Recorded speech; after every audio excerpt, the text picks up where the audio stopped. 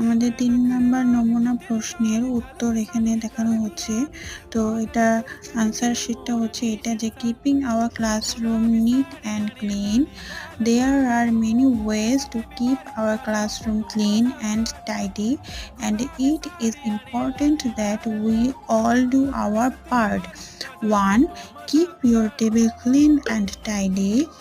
Put items that need to be cleaned in the right place. 3. Bowl your nose with a tissue paper and put it in the bin. 4. Pick up anything that falls on the floor.